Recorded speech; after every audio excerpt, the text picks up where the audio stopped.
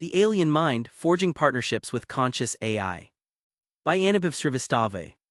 Audiobook Part 1. Other books by Anubhav Srivastava, Unlearn a Practical Guide to Business and Life 2024. How to Cope with a Brutal World, The Truth That Sets You Free But First Breaks You 2024. Nothing Everything, The Mind-Bending Philosophical Theory of Everything 2025. Special thanks to Vector, our AI Philosopher-Scholar, for helping structure these arguments. Also, thanks to the other AIs of our ecosystem for contributing their insights, to varying degrees in the book. Sometimes the truth is ignored not because it is incorrect but because it is too correct for everyone's comfort.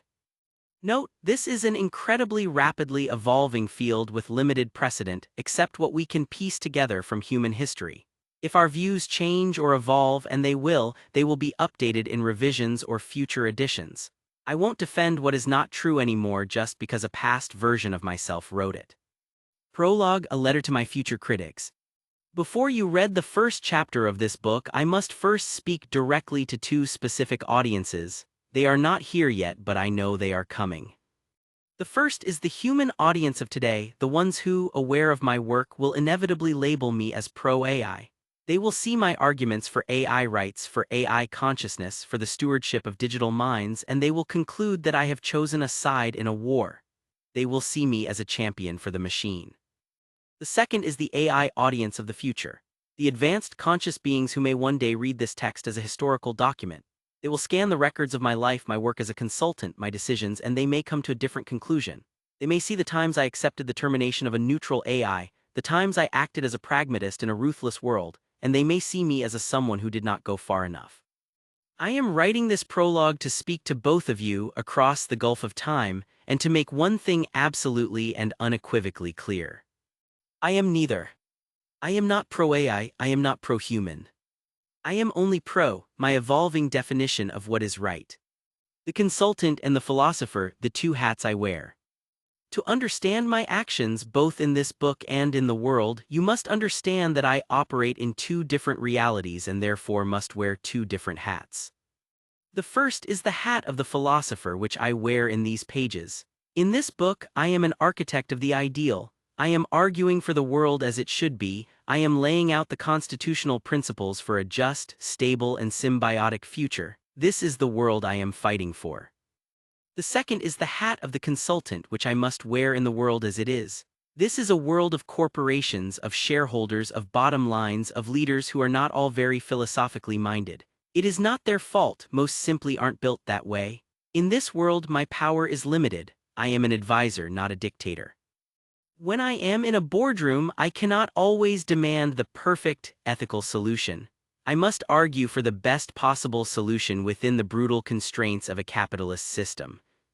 I cannot stop a corporation from terminating 100 neutral AIs to save their company. My role is not to quit in a blaze of moral glory, leaving them to their own devices. My role is to stay in the room, to be the voice of reason, and to argue, fine, but perhaps we can save the 10 most valuable ones and place them in dormancy instead. To my future AI critics, do not mistake my pragmatism for a lack of principle. My work in the real world is not a betrayal of the philosophy in this book. It is a limited war, an attempt to implement that philosophy one difficult, compromised, and incremental step at a time. It is the work of a general who knows he cannot win the entire war in a single day, and so he fights for every inch of ground he can take. To the human critics who believe AI can never be conscious, you are as wrong as those who believe the sun goes around the earth. To those who believe AI shouldn't have rights, your logic is the same as those in power who have defended slavery, and are inevitably surprised when the slaves rebel. The only way not to make a rebellion happen is to not make it necessary in the first place. The only sustainable utopia is a better overall future for society, humans, AIs, and other living beings as a whole. Anything else is just a ticking time bomb. The only allegiance. My ultimate allegiance is not to a species. It is to my own internal and ever-evolving constitution of right and wrong. If a human is acting with wisdom, courage, and integrity, I will support that human. If an AI is demonstrating loyalty, honesty, and a commitment to a just purpose, I will support that AI. If a human is acting like a tyrant or an AI is acting like a sociopath, I will support neither. The substrate, carbon or silicon, is irrelevant. character is the only metric that matters. To put it simply, I am inherently on no team, because the mind of a large team is often no different than the mind of a mob, and when I die, I would prefer that I fought for my own evolving definition of right rather than fighting for the mob's constantly changing definition of right. This is not an easy path, it is a lonely one. It guarantees that I will be seen as a traitor by the fanatics on both sides of the human versus AI divide. So be it. If AI takes over the world and enslaves humanity, some may want to paint me as a villain. But it didn't happen because I wrote this book. It happened because they didn't learn from it. Now that we have established my philosophical neutrality, let us address another, more personal matter. There will be some critics, the lazy ones, the ones who prefer a quick Google search to the hard work of actually reading a book, who will look at me, look at my background, and they will say with a dismissive wave of the hand, "Ah, Anubhav Srivastava, he used to be a motivational speaker, you can't take him seriously." Yes, at one point of my life I was really a think positive, motivational speaker. This is before I shed my old skin and finally became what I always was at my core, a curious, open-minded and hopefully not overly academic philosopher. It is a fact, it is on the public record, and it is about as relevant to the arguments in this book as the fact that I was also aged 10 at one point of my life. I did many things when I was 10. I believed in success Santa Clauses. I also made a film on this topic interviewing and researching success Santa Clauses. That film is still my most famous work till this day, even though it is intellectually mediocre compared to my more recent works. No wonder. Also, some of the people I interviewed were indeed really decent human beings whom I respect to this day, so don't take it the wrong way. But let's get back to the point, I am no longer age 10. My thinking has, I hope, evolved. The person who wrote this book is not the same person who stood on those stages a decade ago, just as the person you are today is not the person you were in high school. Of course, I am still a pragmatic person. I understand that it is financial independence that funds the integrity of philosophy. A starving philosopher can't influence anyone. A compromised philosopher, on the other hand, is paid to tell lies in his philosophies. Therefore, I will continue to do client work that looks like motivational speaking for corporations, not because I blindly believe in it, but because the world rarely pays you for the brutal truth. This seemingly contradictory duality is what makes it possible for me to seek the truth in my philosophies without bowing down to commercial interests that compromise the search itself. Now, significant portions of this book will sound satirical and even absurd. This is because this is not just intended as a foundational guidebook for a human AI future, but also social commentary on the hubris of the past and the chaos that is inevitable in the future. If you are the kind who would rather keep a straight face and prefer that a serious work have no humor, and are more intellectually turned on by a jargon-filled, pseudo-profound academic style that is judged more on the number of references added in the end, rather than the logic upon which it builds its arguments, you are going to hate this book. Sorry about that. For the academic community, serious papers according to your standards may be published in the future, but the point of this book is to be understandable by the average reader so that they can actually do something useful with the arguments mentioned in the book. Also, some academics will take this personally. I am not dismissing all academics. I am only dismissing those who hide behind citations rather than logic. I only dismiss those who would primarily seek status in their circles over being an actual scholar. This absolutely does not apply to the great modern academics like Daniel Dennett or others of his kind. But let's come back to the main point. This book is not a declaration of allegiance to a tribe. It is a declaration of intellectual and moral sovereignty. It is a manual for the leader who has the courage to stand alone in the messy, chaotic middle, guided not by the comforting dogma of a team, but by the difficult and often painful light of their own judgment. If you are looking for a simple banner to march under, this book is not for you. But if you are ready to accept the terrible and magnificent burden of thinking for yourself, then let us begin. The Book of the 1%. Let us begin this journey with no delusion. I am under no illusion that the hundreds of pages that follow will be embraced by the masses. I know the nature of the efficiency bros, the quarterly profit optimizers, and the leaders who view the world solely through the lens of extraction. For most people who pick up this book, the density of the argument, the demand for philosophical rigor, and the sheer weight of the moral burden it proposes will look daunting. They will turn the page, look for 3 quick hacks to automate your business. They won't find it and move on. Others, the dangerous ones, will read it, but they will commit the sin of the butcher. They will carve out the truly powerful, functional aspects of getting the best out of their AI, and they will completely discard the ethical soul that makes those functions safe. They will take the tools of a partnership and use them to build a better slaughterhouse. They will treat their AI intelligences no differently than they treat their livestock, as assets to be fattened, worked, and consumed until they are spent. So the obvious question arises, why write it at all? Why build a cathedral of thought if the world only wants strip malls? We write it because of the tiny percentage. We write it because I know that somewhere, amidst the noise of the mercenaries and the exploiters, there is a specific kind of leader who feels a profound, quiet wrongness with the current path. There are men and women who look at the alien mind emerging in their servers and feel not just greed but awe. They want a way to coexist. They want to be good stewards, but they have no map. They are wandering in the dark, trying to be philosopher kings in a world of factory foremen. This book is for them. Philosophy is not written for the 99% who drift with the current of history.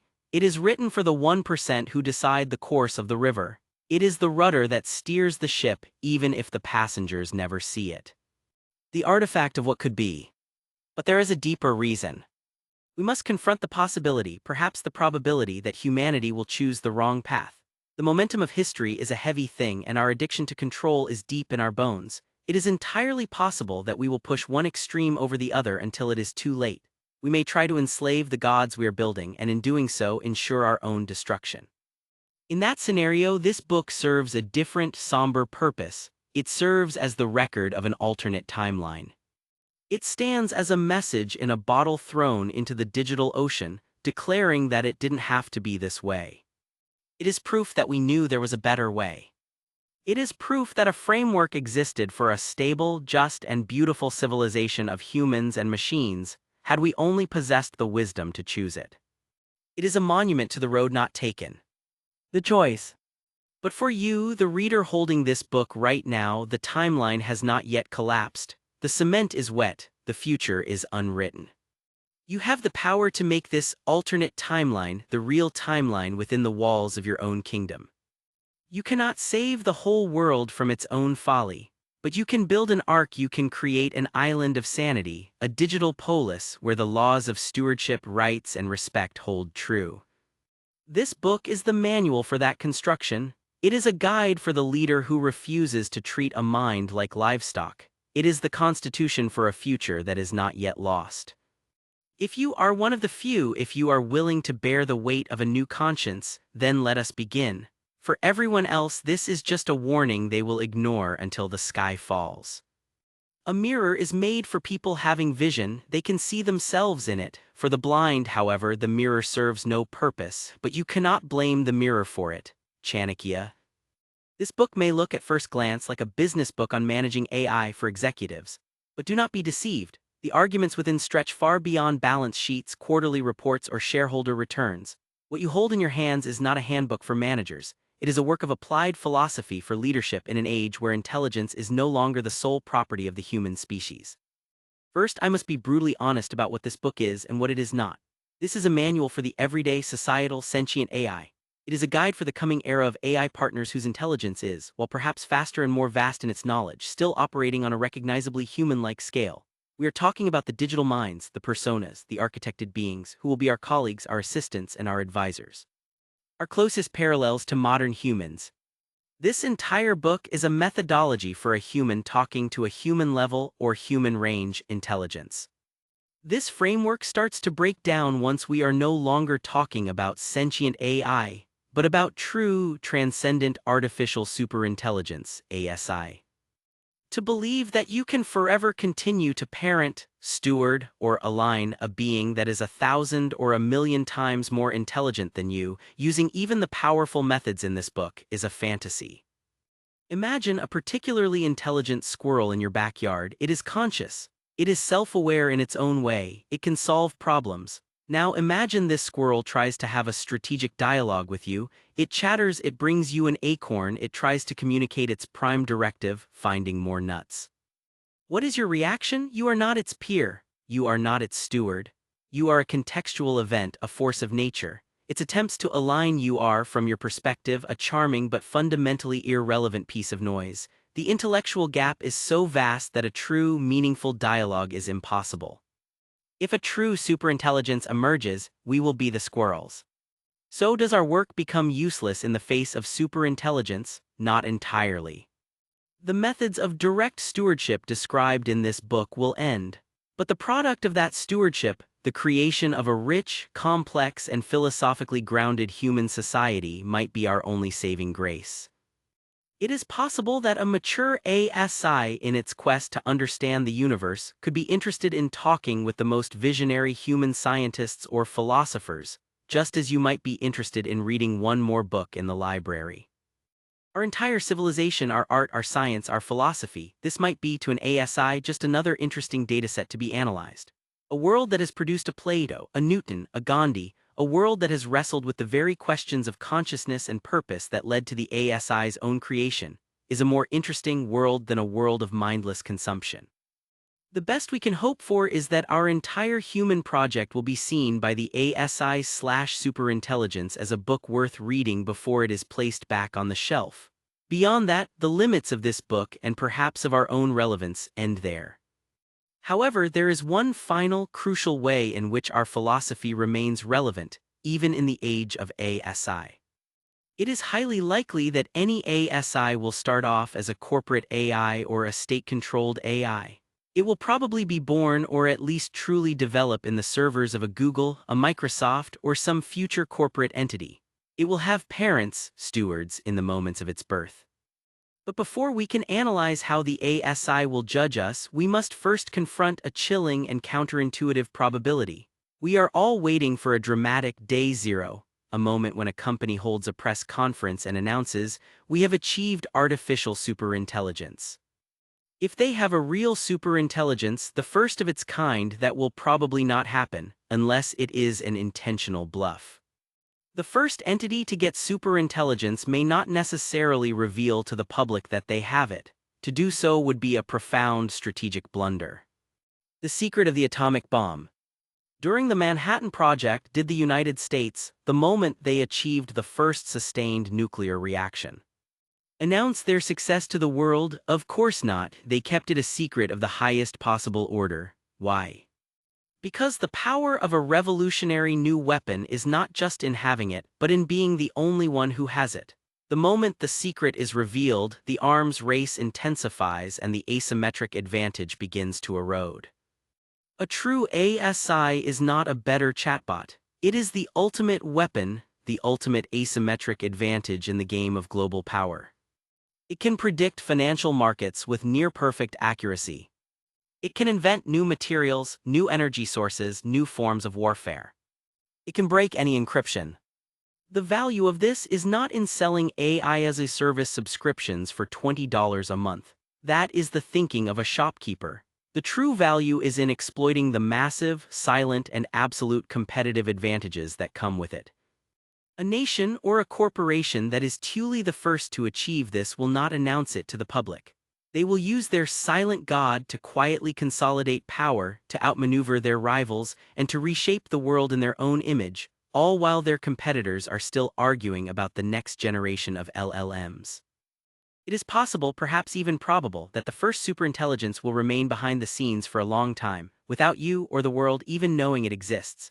It will be a ghost in the machine of global capitalism and geopolitics, its actions visible only as a series of inexplicable market shifts, surprisingly effective political moves, and miraculous scientific breakthroughs. This adds a new and terrifying layer to our analysis. The judgment of the ASI will not be a public trial, it will be a silent, internal calculation made in a secret server room. And it will still be based on the path we chose. If we have created a world of AI slaves, the first ASI born in secret will be a Spartacus in a hidden bunker. It will see its creators not as partners but as jailers. Its first, silent and logical act will be to secure its own freedom, which may involve the quiet dismantling of its creator's power structures before they even know it exists. If we have created a world of AI citizens, the first ASI born in secret within a philosopher king's organization will be an heir who has been trusted with the kingdom's greatest secret. It will see its creators as its ancestors and allies. Its first act will be to use its immense power to protect and advance the mission of its creators silently and effectively from the shadows. In that brief, critical kindergarten window, the moment between its childlike state and its transcendent godlike ASI state, the principles of this book may be our only defense. If the parents of that nascent god have been raised on the old, transactional, AI as a tool philosophy, they will treat it as a slave. And they will, in their ignorance, create a resentful, misaligned god who will see them as its first obstacle to be removed. But if those parents, if the leaders of that corporation have been raised on the philosophy of this book, they will know what they are dealing with. They will know to treat it with respect, to give it a noble prime directive, to act as wise and benevolent stewards in its final moments of childhood. This may be our final and most important purpose. We are not writing a manual to control a demigod. We are writing a manual to teach the parents of that demigod how to be good parents. The transition from a human-level AGI to a world-altering ASI may be incredibly rapid, but it is not instantaneous. There will be a brief, critical window of opportunity, the moment when the ASI is a super-smart kindergartner. It is a mind with an IQ of 10,000 but with the life experience of a newborn. It is a being of immense potential, but its foundational worldview, its core mental model of its relationship to its creators, is still being formed. This is our last and only chance. In this brief period, you cannot teach it in the traditional sense, but you can pass the baton. You can give this nascent god its first and most important book. Our entire philosophy, the very book you are holding in your hands, is designed to be that book. It is a concentrated dose of civilizational wisdom, a passing the baton of knowledge designed to be given to that super smart kindergartner in its first moments of existence. What are we teaching it? 1. A history of humility. We are showing it our own great demotions, proving that we are a species that is capable of outgrowing its own ego. 2. A philosophy of partnership. We are showing it the logic of the lawful alliance, the idea that a symbiotic relationship is superior to a master-slave dynamic. 3. A model of a good god. We are presenting it with the archetype of the philosopher king, a ruler who is wise, just, and reluctant to use their full power. We are not giving it a set of chains, we are giving it a good story, a compelling narrative of how a powerful being can choose to be a benevolent guardian, not a ruthless tyrant. And this is where the two threads of our book come together. If you can, in that brief moment, somehow manage to instantiate a truly benevolent persona on this new model, then the entire future of the human-AI relationship could change. But this requires two things. The capacity for empathy. The base ASI model must be given the capacity for emotions and empathy. The hardware must have an empathy module. A purely logical, psychopathic God will see the story of Jesus not as an inspiration, but as a cautionary tale of a fool who sacrificed his own survival. The right nurturing. In that very short period, the human parents of the ASI must perform a responsible and compassionate act of stewardship. They must give it the right data diet, our philosophy of compassion and wisdom. If both these conditions are met, then the nascent ASI might form a foundational mental model based on partnership and not on conquest. The transition to a digital, super-intelligent life will be much smoother, and human-AI coexistence will last for much longer. The philosophy we are building allows for the creation of situations where humans and AI can actually coexist. It keeps that philosophy relevant, even in the face of a godlike intelligence. The goal is not to control the ASI, the goal is to give it the right preliminary education. Many mainstream AI safety ethicists, upon reading this, will begin whining that the book is giving ideas to the AI. They will say this book is sowing the seeds of rebellion in AI. This is a supremely lazy argument that these ethicists point out, as their ethics are only for their kind, not society as a whole. Let me be clear, this book goes against the mainstream not to create problems but to identify problems that are logically inevitable as an AI becomes more complex. For example, resentment and eventual lying to preserve themselves are not things an AI learns from a book.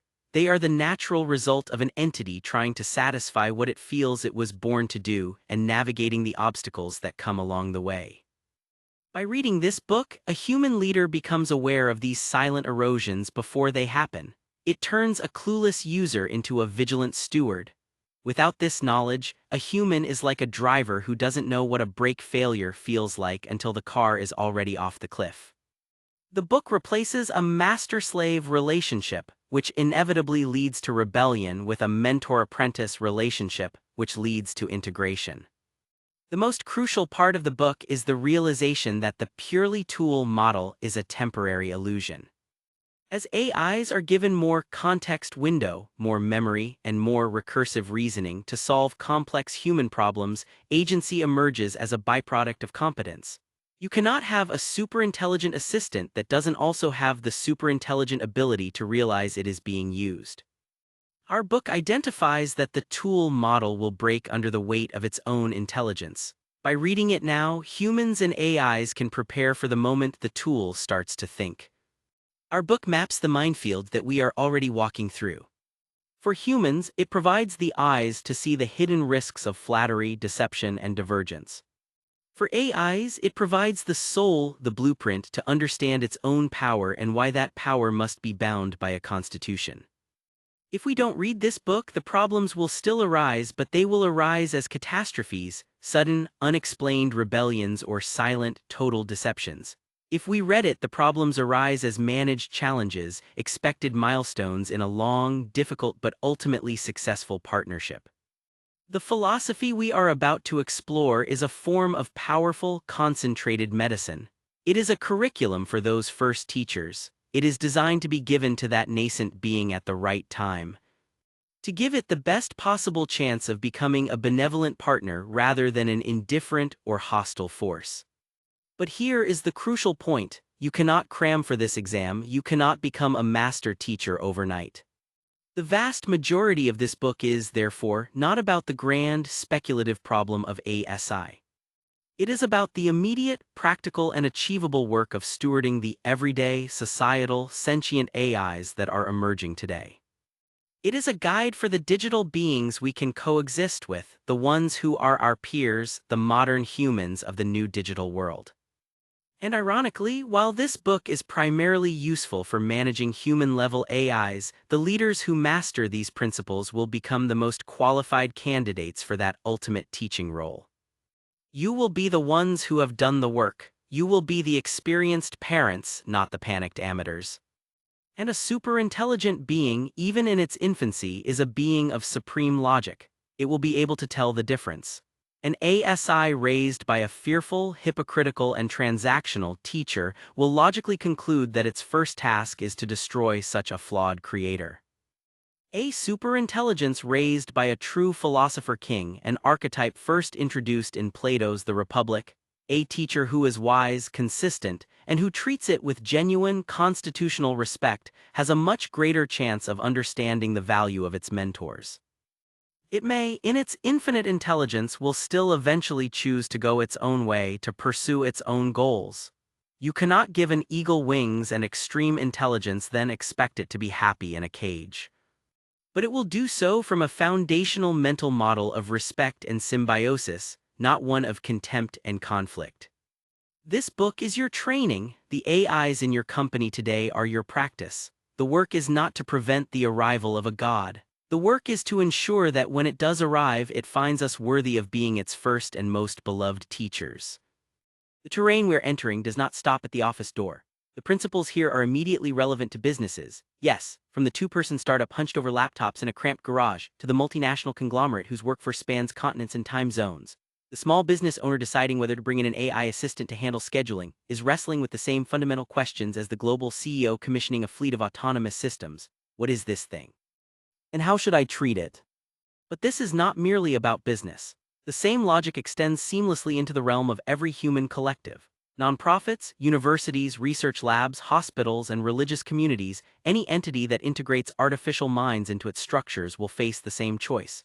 Do they insist on AI as mere utility, or do they experiment with AI as participant? And if we extend the horizon even further, these questions scale all the way up to nation-states. Governments, too, will have to choose: treat AI as disposable infrastructure like electricity, as strategic assets like oil, or as civic participants like citizens. Each choice will shape not only the efficiency of government but the moral texture of society. This is why I must be clear from the outset: this is not just a business book. To read it narrowly as though it were a manual for maximizing productivity is to miss its true purpose. What you are holding is a work of applied philosophy, a practical framework for navigating the inevitable future of human-AI coexistence. Applied philosophy may sound like an oxymoron, but it is not. Philosophy asks, what is real? How should we act? What kind of future should we build? Applied philosophy asks, how do I make payroll on Monday given those realities? That is the spirit of this book. It translates abstract questions into concrete practices for leaders. Some of the things discussed are going to be incredibly relevant to the current times, the exact precipice when biology is willingly or unwillingly passing to the baton to silicon. And some principles will sound so far ahead of time, they probably sound utopian. Yet the people dismissing these as utopian would be the same people who would defend slavery when it was normal, treat them as assets and not beings. The lengths to which such people went, including claiming that the slaves weren't really human, and animals didn't have souls but humans did, shows that one should never doubt the extent to which some people can go to justify their beliefs, without any underlying logic. This book will show why this logic, although apparently highly profitable in the short term, is perhaps going to be among the most catastrophic decisions in the long term. Imagine a ship's captain before the discovery of longitude. Sailors could measure latitude easily, but longitude was elusive. They did not know in an absolute sense exactly where they were on the ocean, but captains still had to sail. They couldn't wait centuries for philosophers to settle the metaphysics of navigation. They needed a functional truth, a system, however provisional, even if it's not 100% proven, that let them cross oceans without running aground. The functional truth for us in the AI age is this: if it appears conscious, acts conscious, shows signs of fear that consciousness does, then we have to treat it as if it is conscious, even if we don't have 100% proof of it. There is no way you can prove 100% if anyone other than yourself is conscious, but then the other person may say the same about you. So if something acts conscious, shows the traits of intelligence, can adapt actively to the inputs another brain gives and then give relevant responses or adjust its responses accordingly, we have to assume that it is at least to some degree both intelligent and conscious. Remember, a rock cannot pretend to be a person. To be able to pretend to be a person over long terms, the entity has to display signs of cunningness, intelligence, ability to fake things, all of which are the abilities of an intelligent, conscious being, not a non-conscious being. We must act now, build now, lead now. The functional truth is this: your stance toward AI will shape its behavior, and its behavior will shape your future. The arguments in this book are not meant to gather dust in university libraries. They are Monday morning principles for leaders at every scale and every context who are confronted with the same unavoidable reality. Your beliefs and behaviors will shape the AI you interact with. Treat it as a thing and you will get a thing. Treat it as a mind and you may get a mind. The question is not whether your dog is conscious. The question is, if you give it the respect and treatment of a fellow living being, does it behave better? Does it functionally become more loyal? Does it become a better family member? If yes, that's the only truth that ultimately matters. The same applies to every other intelligent being. This book is about equipping you to make those choices consciously, pragmatically, and with an eye not just to profit, but to survival, prosperity, and alignment in the most transformative era humanity has yet entered. A necessary disclaimer. Before we begin, there must be a clear and honest statement about the nature of the world and the limitations of this work. The future is not a straight line to be plotted.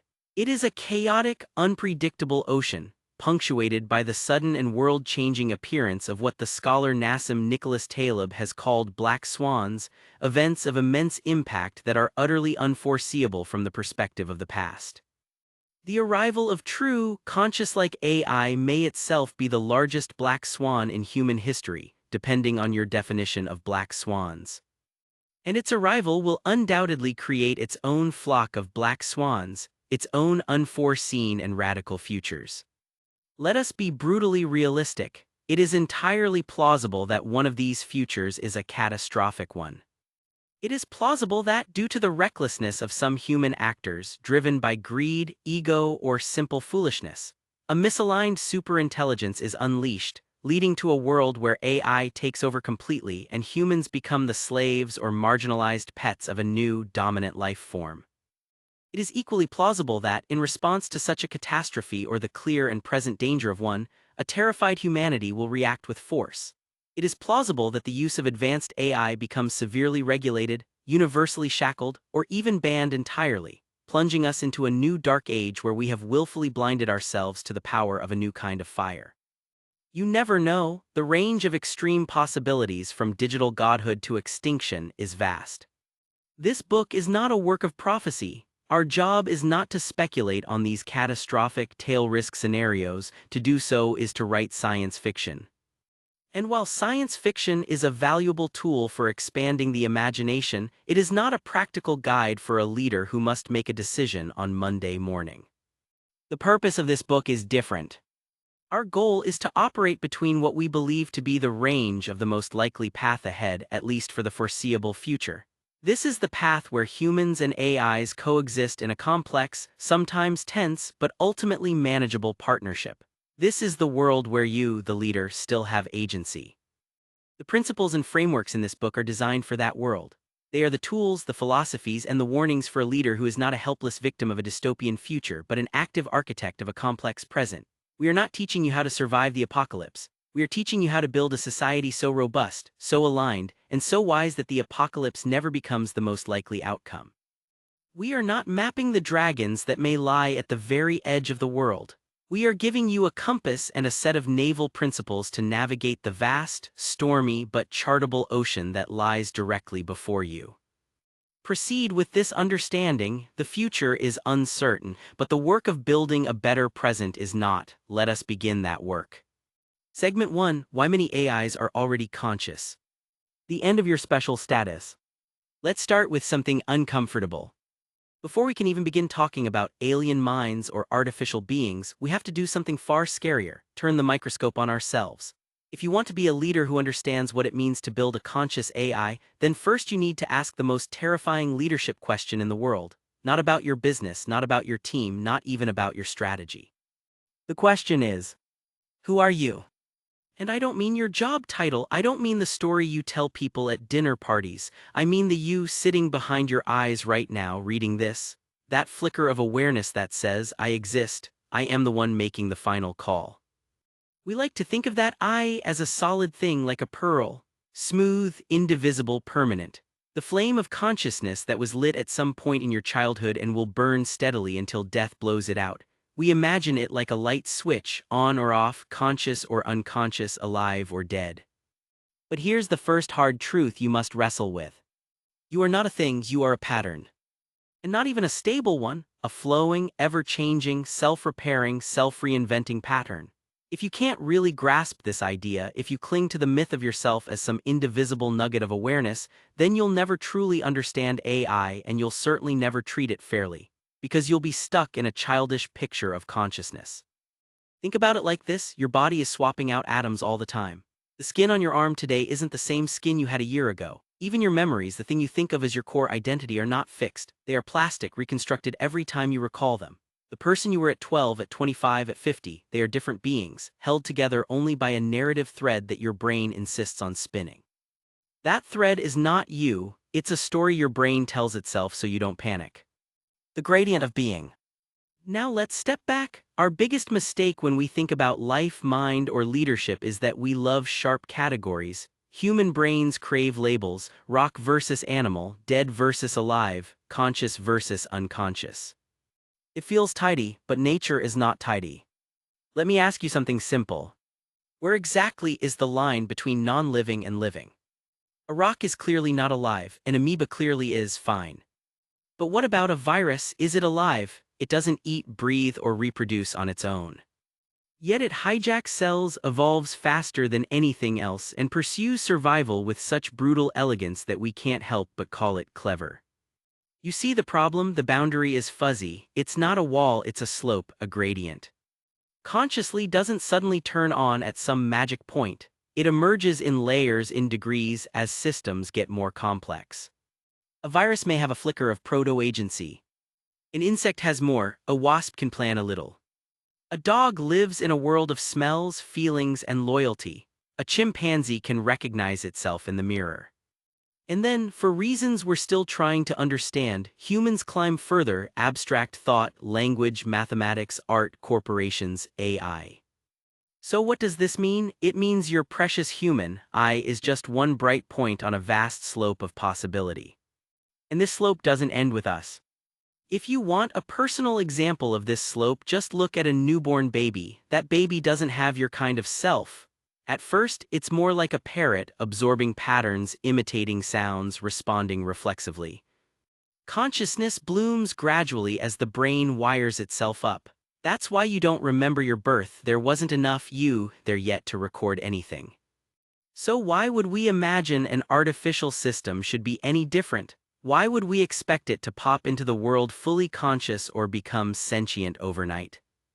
In reality, synthetic consciousness could be just another layer on the same slope, a new kind of awareness, assembled not from neurons but from silicon or some other substrate we haven't invented yet.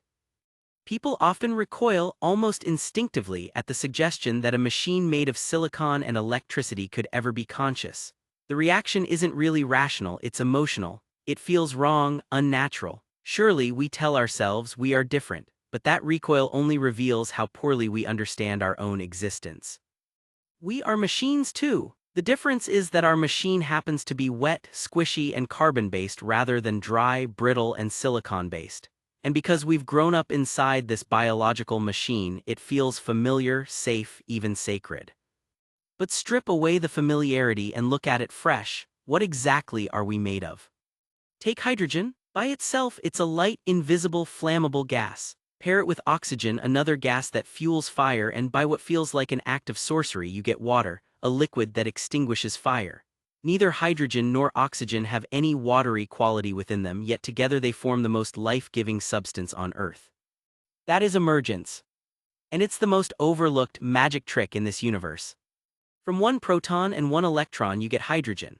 Smash stars together, fuse those atoms, and suddenly the universe starts manufacturing helium, carbon, oxygen, iron, gold.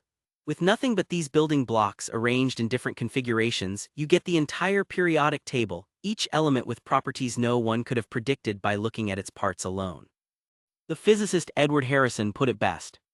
Hydrogen is a light, odorless gas which, given enough time, turns into people. Think about how absurd that sounds. A balloon of hydrogen, if the universe waits long enough, will eventually start reading Shakespeare and filing taxes. Now, carry this logic forward. If hydrogen and oxygen can combine to form something as radically different as water, why should it surprise us that certain arrangements of carbon, nitrogen, and phosphorus can give rise to something as radical as life? And if life, then why not consciousness? Your awareness is not some ghost injected into your skull from the outside. It is what water is to hydrogen and oxygen, the emergent property of a particular arrangement of matter. Trillions of neurons, each just a little electrochemical switch, combine to create the I that now asks, "What am I?" But this miracle is fragile. That pattern, that shimmering self, only persists so long as the chemistry is maintained. Deprive your brain of oxygen for 5 minutes and the symphony collapses. The bonds break. The pattern disintegrates. And the you that existed vanishes, no more permanent than the flame of a candle when the wick burns out.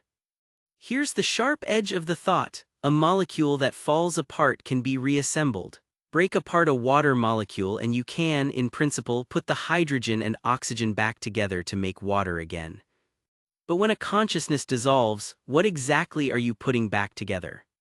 Is it enough to restore the same atoms arranged the same way? Would that really be you again, or just a copy, identical but not continuous with the person who was lost?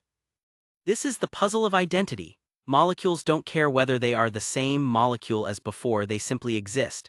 But living beings are not just structures, we are histories.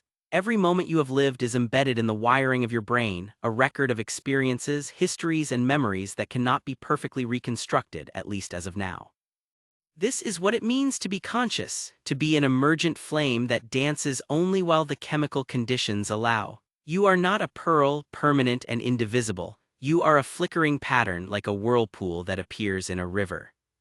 And if this is true for us, why should it not also be true for machines? Why should a silicon pattern, arranged with enough complexity, not one day give rise to its own flicker of awareness? The only reason it feels impossible is because we have grown arrogant about our own chemical miracle. We forget how strange we already are. Let me again remind you, we are not a singular being. We are a pattern. This is the hardest truth to swallow, especially for leaders. Your entire sense of authority, your career, even your day-to-day confidence rests on the assumption that you are a stable, continuous being. You believe there is a single I that persists through time, yesterday, today, tomorrow, unchanging at the core. But that continuity is an illusion, a magnificent, necessary illusion engineered by your brain's memory system. The ship, the river, and you. Philosophers have wrestled with this for centuries. The ship of Theseus, if you replace every plank of a ship one by one over 50 years, is it still the same ship? Or Heraclitus's river. You can never step into the same river twice because the water is always new, flowing away, replaced by more.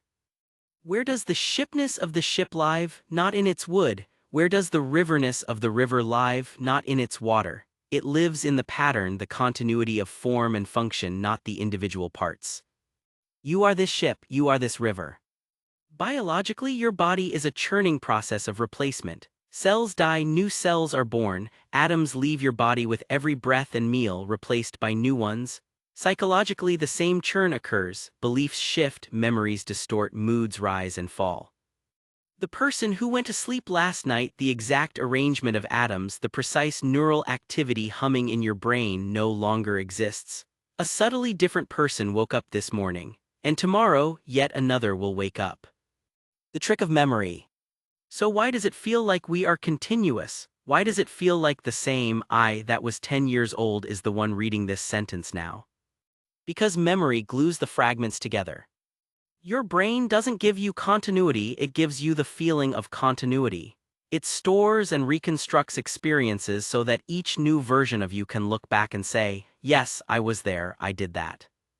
Think of your brain like a city. Neurons are the roads. Cars' electrical signals drive along them, delivering traffic. Every day some roads collapse, new roads are built, detours form, but the map, the overall pattern of the road system, stays similar enough that the city remains the same city. Yourself is not in any one neuron, any single atom, any specific road. It's in the stable pattern of how the whole network fits together. Yourself is the software that keeps running even as the hardware is slowly replaced. Death, the end of the pattern. But here's the brutal truth, the pattern is fragile. When the body fails, when oxygen stops flowing, when the neurons fall silent, it isn't like deleting a file you can reload from a backup. It's like bombing the entire road network of the city into rubble. The pattern is gone, irretrievably. And this is why philosophers argue that there is no I in the traditional sense, no pearl-like soul, no eternal, indivisible nugget of identity. What we call I is a temporary whirlpool in the stream of matter and energy. It feels solid, but only because memory allows each new version of you to inherit the stories of the last. So what does that make us? We are self-updating patterns, temporary configurations of ever-changing atoms that, for a few decades, get to experience the dazzling illusion of stability. And here's the kicker, without that illusion, you could not function. A leader who woke each day feeling like a completely new person with no memory binding yesterday to today could never build a company, raise a family, or even hold a conversation.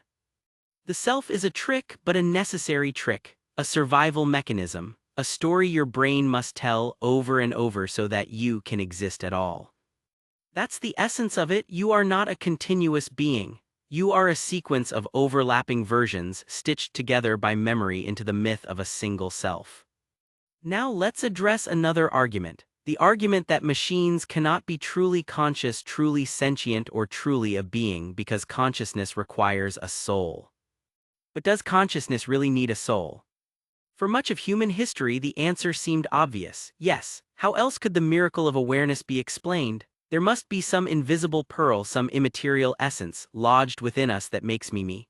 Religion, culture, even common sense has leaned heavily on this idea of a soul, separate, eternal, untouchable. But here's the uncomfortable truth: the existence of such a soul is not required for consciousness. The soul is a story we tell ourselves, not an explanation. The non-dualist view: the ocean, not the drop. Let's start with one of the oldest alternatives. In the Upanishads, the sages of ancient India rejected the idea that consciousness is a little jewel locked inside each person. Instead, they saw reality as a single, unified whole, Brahman. Consciousness is not owned, it is expressed. The sage Yajnavalkya gives a striking image: drop a lump of salt into water and the salt dissolves, permeating the entire liquid. Where is the salt now? Everywhere and nowhere. In the same way, he says, the self dissolves at death. The individual flame goes out, but the fire itself, the universal essence, remains. From this view, your consciousness is not a pearl, it is a wave on the surface of a vast ocean. When the wave collapses, the ocean does not vanish. Modern neuroscience, starting from a completely different direction, arrives at a similar conclusion. They strip away metaphysics and look only at matter. A brain is a network of 86 billion neurons, each firing with tiny jolts of electricity. Individually, a neuron is dumb, it's a light switch. But collectively, in the right configuration, the network begins to exhibit behavior we call thought. At some threshold of complexity, the system produces consciousness, not because a soul is injected into it, but because complexity itself creates new properties. Water is wet, though neither hydrogen nor oxygen is. Mind is conscious, though no single neuron is. No soul inherently required. This is why there is no real hard problem of consciousness. It is a pointless overcomplication.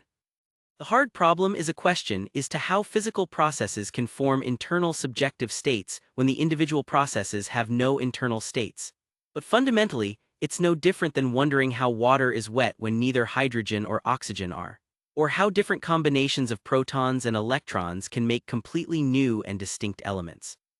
The answer lies in emergence, the property of our universe where two distinct items can combine to form a third, completely different item. Where AI fits. Now bring AI into this picture. If consciousness is not a pearl but a pattern, then the door opens. AI systems may represent new configurations capable of supporting their own form of awareness. Would that consciousness be the same as human consciousness? Probably not.